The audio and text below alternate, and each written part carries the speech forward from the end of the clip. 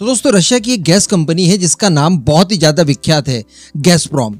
हम सभी जानते हैं कि भारत की कंपनियों द्वारा इसके साथ एक डील की गई थी जिसके चलते ये अगले 20 सालों तक भारत को एलएनजी सप्लाई करेगी। लेकिन हम लोग ये भी जानते हैं कि ये जो डील की गई थी ये दरअसल एक सब्सिडरी कंपनी के साथ की गई थी जो गैज़प्रोम द्वारा तैयार की गई थी, जिसमें जर्मनी और रशिया की कंपनियों ने मिलकर बनाई थी। अब हुआ ये कि यूक्रेन युद्ध के बाद रशिया द्वारा यूरोप को गैस देना बंद कर दिया गया, जिसके चलते ये जो सब्सिडरी कंपनी है गैज़प्रोम की, इसके पास भी एलएनजी की सप्लाई नहीं आ पा रही है और इसके चलते इसने भारत को ये गैस सप्लाई करना बंद कर दिया और कुल 5 बार ये डिफॉल्ट कर गई। अब इस दौरान भारत को तो बहुत नुकसान हुआ। वैसे भारत ने जैसे तैसे करके ओपन मार्केट से अपनी जरूरत की गैस वगैरह खरीदी, लेकिन इसके लिए पे हमें बहुत ज्यादा करना पड़ा। लगभग 2.5 से 3 गुना ज्यादा कीमत देकर हमें एलएनजी मंगवानी पड़ी। कहने का मतलब काफी ज्यादा दिक्कतें आ गई थी। इसके बाद भारत की तरफ से काफी ज्यादा अपील भी की गई रशिया से कि देखिए ये जो सब्सिडरी बंद हो गई है इसके पीछे कारण क्या है ये हम सभी जानते हैं, लेकिन इसका कोई दूसरा अल्टर निकाल दीजिए।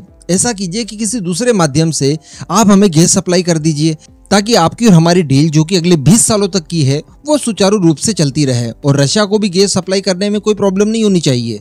उसके पास बहुत सारी गैस है। मैंने आपको 2-3 दिनों पहले ही वीडियो बनाकर बताया था कि जब पहली बार रशिया की तरफ से यूक्रेन जाने वाली गैस को कट किया गया उस समय रशिया सडनली अपने गैस का उत्पादन बंद नहीं कर सकता था। ऐसी परिस्थिति में उसने $1 करोड़ पर डे के हिसाब से गैस को यूं ही जला दिया हवा में और इतनी ज्यादा हीट जनरेट हुई उससे कि रिसर्चर्स को ये लगने लगा कि कहीं ग्लोबल वार्मिंग ना हो जाए या उसमें बढ़ोतरी हो जाएगी एटलीस्ट। तो अल्टीमेटली रशिया ने 1 टाइम खर्च करके गैस का उत्पादन करने के लिए सारी व्यवस्थाएं कर रखी है। अब तो केवल रेगुलर बेसिस पर उसको निकाल कर भारत तक भिजवाना था, लेकिन ये रशिया करने में नाकामयाब रहा। इसकी वजह से मजबूरन भारत को रशिया की इसी कंपनी गैज़प्रोम के खिलाफ केस दर्ज करना पड़ा जो कि लंदन में किया गया था।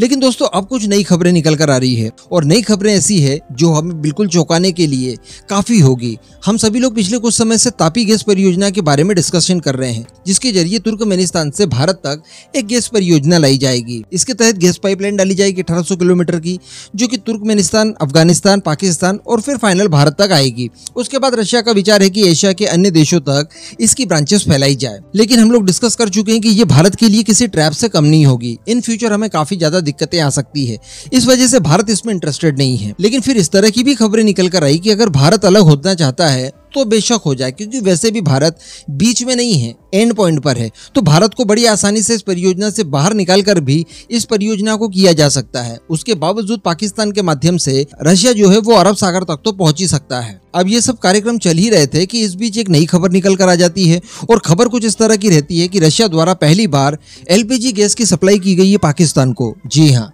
कुछ समय पहले जो क्रूड ऑयल भेजा था इसके बाद अब एक नई शिपमेंट आई है पाकिस्तान जो कि एलपीजी गैस की थी और बताया जा रहा है रशिया द्वारा पहली बार 1 लाख टन का पहला बैच जो कि गैस का था वो पाकिस्तान को सप्लाई किया गया है। और जो टोटल ऑर्डर पाकिस्तान की तरफ से रशिया को दिया गया था वो था 45,142 मीट्रिक टन, जिसमें से 1 लाख टन पहुंचा दिया गया है रशिया की तरफ से। बताया जा रहा है कि 10 टैंकर्स में भर के ये गैस पाकिस्तान भिजवाई गई और तोरखम बॉर्डर होते हुए ये गैस के टैंकर पहुंचे हैं पाकिस्तान। और मैं आपको बता दूं कि ये बाय रोड ही आई है।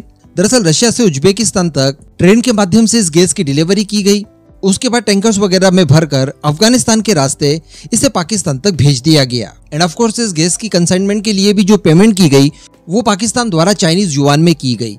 अब ये जो सारी चीजें हम लोग देख पा रहे हैं ये सारी कुछ नॉर्मल सी चीजें दिखाई दे रही है कि सिंपली दोनों देशों के बीच में ट्रेड हो रहा है। लेकिन दोस्तों एक्सपर्ट्स का ये मानना है कि ये ट्रेड भारत के लिए काफी ज्यादा नुकसानदायक हो सकता है। सबसे पहली बात तो ये कि पाकिस्तान की जो जर्जर स्थिति इस समय हो रखी है, गैस और पेट्रोलियम के लिए उन्हें काफी ज्यादा स्ट्रगल करना पड़ रहा है। ऐसी परिस्थिति में उन्हें काफी सस्ते उत्पाद रशिया द्वारा पहुंचाए जा रहे हैं, तो ये पाकिस्तान के लिए क्राइसिस से उभरने के लिए जरिया बन जाएंगे। और इन सब गतिविधियों को देखने के बाद ये भी कहा जा सकता है कि चाइना द्वारा प्रेशर डालने के बाद रशिया द्वारा ये सारी चीजें पाकिस्तान को भेजी जा रही है, तो चाइना का भी इन्फ्लुएंस रशिया के ऊपर अब बहुत ज्यादा बड़े स्तर पर होने लगा है। और अल्टीमेटली ये भारत को दिखाने की कोशिश की जा रही होगी, जो एक्सपर्ट्स बता रहे हैं कि देखिए आपके बिना भी तापी गैस परियोजना हम आगे बढ़ा सकते हैं। और इस बहाने भारत से इनडायरेक्ट वे में कहीं ना कहीं नेगोशिएशन करते हुए रशियन गवर्नमेंट दिखाई दे रही है।